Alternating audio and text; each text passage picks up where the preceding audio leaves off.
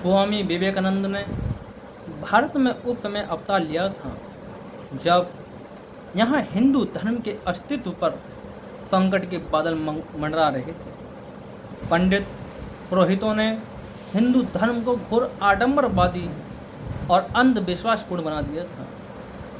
ऐसे में स्वामी विवेकानंद ने हिंदू धर्म को एक पूर्ण पहचान प्रदान की। इसके पहले हिंदू धर्म विभिन्न छोटे छोटे संप्रदायों में बटा हुआ था। 30 वर्ष की आयु में स्वामी विवेकानंद ने शिकागो, अमेरिका में विश्व धर्म संसद में हिंदू धर्म का प्रतिनिधित्व किया और इसे सार्वभौमिक पहचान दिलवाई।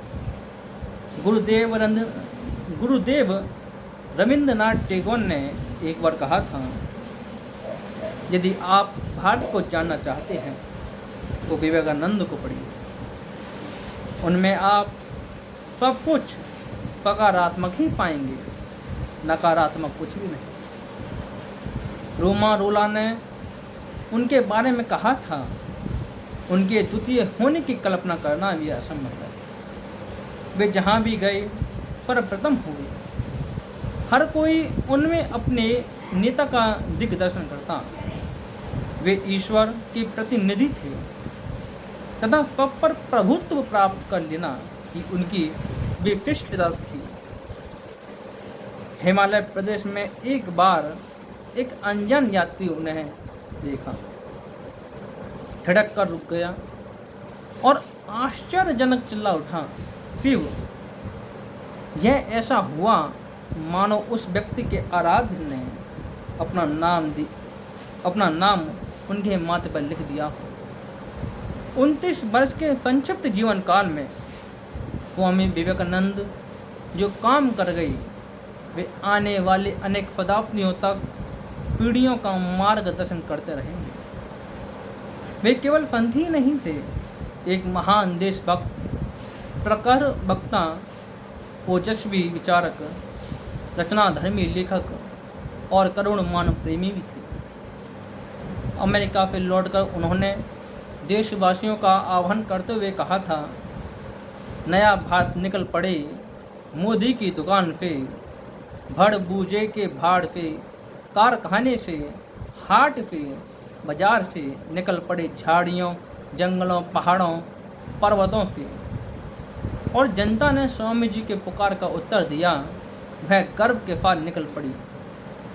गांधी जी को आज़ादी की लड़ाई में जो जन समर्थन मिला, वह विवेकानंद के आह्वान का ही फल था। इस प्रकार वे भारतीय स्वतंत्रता संग्राम की एक प्रमुख प्रेरणा स्रोत बने।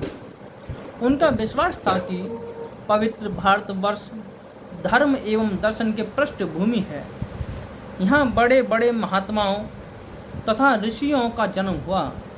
यही संन्यास एवं त्याग की भूमि है तथा यहाँ केवल यह आदिकाल से लेकर आज तक मनुष्य के लिए जीवन के सर्वोच्च आदर्श एवं मुक्ति का द्वार खुला हुआ है। उनके कथन, उठो, जागो, स्वयं जगकर औरों को जगाओ, अपने नर जीवन को सफल करो और तब तक रुको नहीं जब तक कि लक्ष्य प्राप्त ना हो जाए। पर अमल करके व्यक्ति अपना ही नहीं सार्वभौमिक कल्याण कर सकता है। यही उनके प्रति हमारी सर्वोच्च श्रद्धांजलि होगी। मैं कौन हूँ? स्वामी जी ने सरल शब्दों में एक आम आदमी के उन सवालों के जवाब दिए हैं उन जिज्ञासाओं को शांत करने का प्रयास किया है, जिनमें वह अक्सर उलझकर रह जाता है कि आखिर वह है कौन। ये आत्मा परमात्मा कौन है? स्वयं को कैसे जाना जा सकता है? उसके जीवन का उद्देश्य क्या है? धर्म का जीवन में क्या महत्व है? जीवन की सार्थकता क्या है? ऐसे ही अनेक सवालों और जिज्ञासाओं की प्रतिपूर्ति करने वाली एक प्रेरक और ज्ञानवर्धक